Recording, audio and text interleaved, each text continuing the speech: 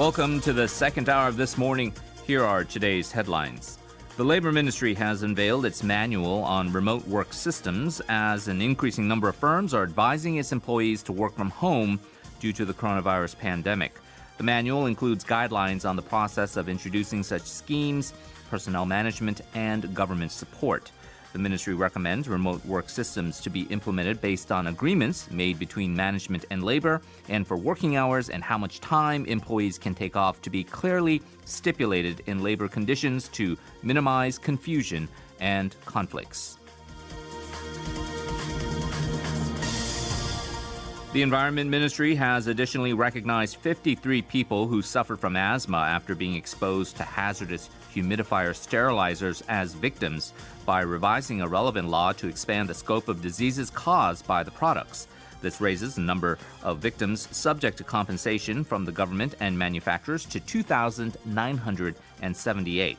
The ministry also voted on the detailed criteria for the degree of damage and provision of compensation required to implement a revised informant degree of the Special Act on Remedy for Damage Caused by Humidifier Disinfectants, which will go into effect on September 25th. The prosecution has sought 12 years in prison and 700 million won in penalties for former Vice Minister Kim Ha-gi in his second trial over charges of receiving bribes and sexual services in return for business favors.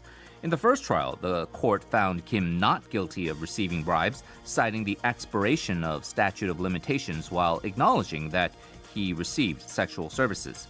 Prosecutors asked the Justice Department to review the case again, as it has proven through a re-investigation that Kim did receive kickbacks and sexual services.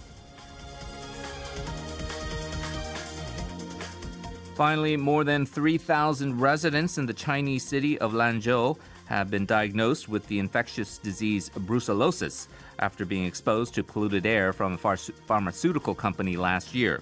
Lanzhou biopharmaceutical plant was found to have used expired sanitizers in producing brucella vaccines, resulting in the bacteria to enter its exhaust air last July and August, affecting citizens nearby.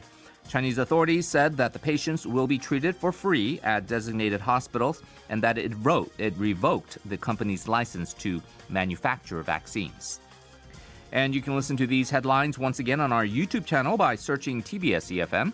Once there, you'll get a script of the headlines and subtitles as well.